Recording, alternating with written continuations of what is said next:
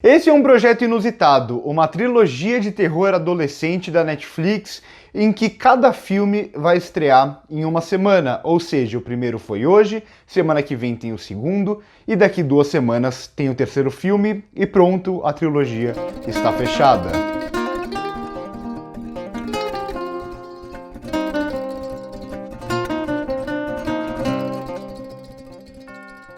Eu não sei vocês, mas eu sou daqueles que torce o nariz na maioria das vezes para filmes de terror adolescente, principalmente quando se trata de um slasher adolescente, já que é um subgênero do terror que está super batido, super cheio de clichês e tudo mais.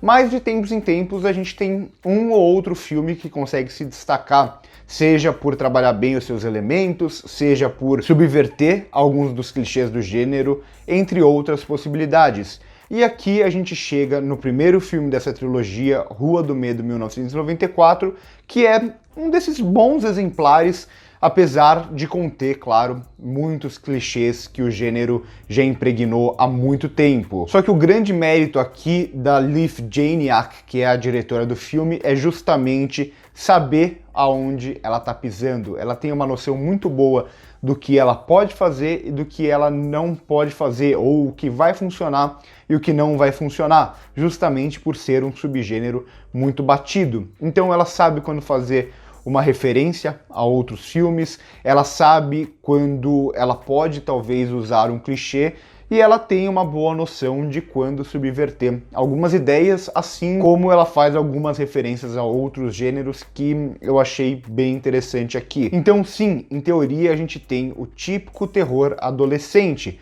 jovens em uma cidade pequena do interior dos Estados Unidos que vão começar a ser atacados, começar a ser mortos, e aí a gente vai acompanhar um grupo de adolescentes tentando sobreviver.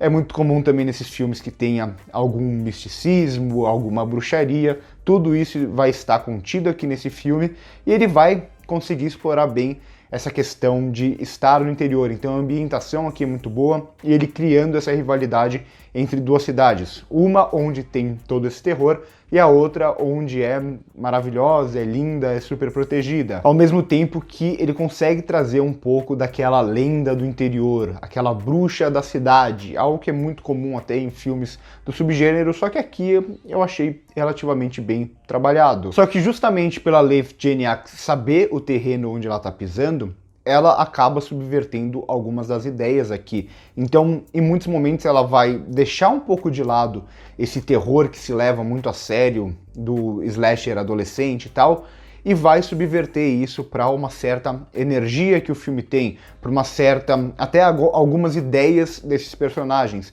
Então, longe de ser aqueles personagens burros de filmes de terror que a gente está muito acostumado a ver, os jovens burros que fazem burrices para poder morrer e o público se divertir. Não, aqui a gente vai ver até algumas ideias muito engenhosas, e acho que é por isso que o filme funciona principalmente da metade para o final. Então é um mundo aqui onde não tem espaço para os adultos. Os adultos são apenas obstáculos. Algo que a gente viu muito em filmes dos anos 80, muito centrados nas crianças, como Os Goonies, Conta Comigo, entre outros, e aqui vai ter um pouco dessa lógica. Sim, tem adultos na história, mas ou esses adultos não fazem nada, ou esses adultos atrapalham. Então resta às crianças e aos jovens aqui resolver o problema da cidade, já que eles são os únicos capazes de viver e acreditar tudo aquilo que está acontecendo. E esse interesse da diretora pelos jovens fica ainda mais claro naquela cena de preparação para um dos planos dos personagens, dos planos que eu quero dizer mesmo, do plano que eles elaboram e tal.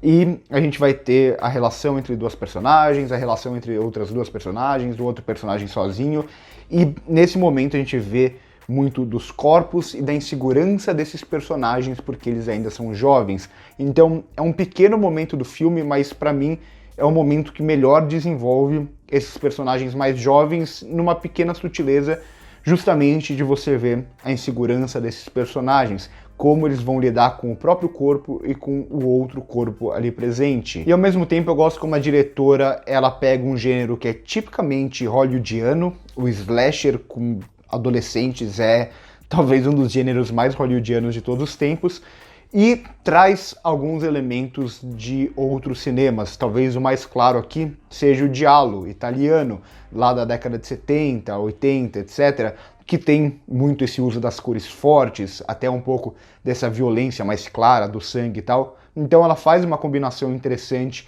em alguns momentos, principalmente de terror, entre esse subgênero americano e esse gênero italiano. Tem um pouco também, em alguns momentos, até de expressionismo alemão e tal. Então eu gosto dessas combinações que ela faz, dessa inventividade que ela tem, justamente por ela saber em qual gênero ela está pisando, por ela saber exatamente quais são os clichês e como ela pode subverter alguns deles. Ainda assim, como é de se esperar, tem muitos clichês que continuam aqui presentes, muitos deles não funcionam no filme, então quando ela tenta desenvolver um drama adolescente mais profundo, fica muito brega. Talvez seja até a intenção da diretora, mas ainda assim não funciona pra mim, só esbarra num clichê que a gente já viu 1 milhão de vezes.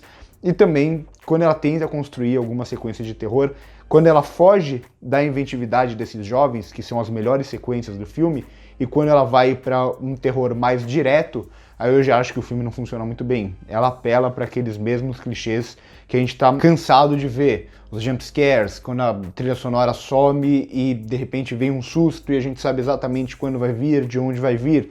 Aquela câmera mais fechada que esconde o que está atrás ou em cima do personagem, e a gente sabe que o susto vai vir a partir dali. A câmera que parece estar vigiando os personagens, como se fosse alguém de fora vigiando aqueles personagens, o que a gente vê também muito no gênero de slasher, é talvez um dos planos mais comuns que tem. Então tem muitos clichês aqui ainda que ela consiga subverter alguns, ainda que ela consiga trazer algumas ideias novas, ainda que ela consiga construir o seu filme baseado numa energia muito forte. Então parece que esse filme ele é feito para as crianças, essas crianças têm muita energia e parece que o filme não para nunca, só que ao mesmo tempo continua tendo muitos e muitos clichês que sim, são incômodos, sim, não funcionam, sim, são batidos. Então quando ela tenta ir para o terror mais direto, ela acaba esbarrando nas piores convenções que já estão super batidas e não consegue fazer nada de novo a partir delas. Só que no geral o saldo pra mim é bem positivo, esse slasher meio retrô, com algumas pitadas de giallo e que traz também muitos elementos do gênero de slasher, até os assassinos aqui são meio que uma combinação de muitos outros slashers que a gente já viu anteriormente, de muitos outros assassinos que a gente já viu antes. Então eu acho que no geral esse filme funciona bem e eu quero ver como vão ser as sequências, quando a gente vai mudar a época, quero ver as ideias novas que essa trilogia pode trazer, mas no geral é dentro desse subgênero de slasher com adolescentes, é um dos melhores, um dos mais divertidos que eu vi nos últimos anos. E claro, eu recomendo que vocês assistam, tirem as próprias conclusões, se você não liga para clichês, se você só quer ver um terror de final de semana, esse filme provavelmente vai funcionar para você. Se você tá cansado desse gênero e desses clichês, talvez não funcione tanto assim, mas ainda assim, dê uma oportunidade que eu acho que tem algumas boas ideias nesse filme aqui. Curte o vídeo se gostou, se inscreve no canal se ainda não é inscrito, passa no primeiro comentário fixado para ver as nossas outras redes sociais, tem o nosso Instagram, tem o nosso podcast, eu também tenho o meu Twitter e meu Instagram pessoal que eu produzo conteúdo para lá, e também o meu Letterboxd aqui embaixo no comentário fixado. Por hoje é isso e corta.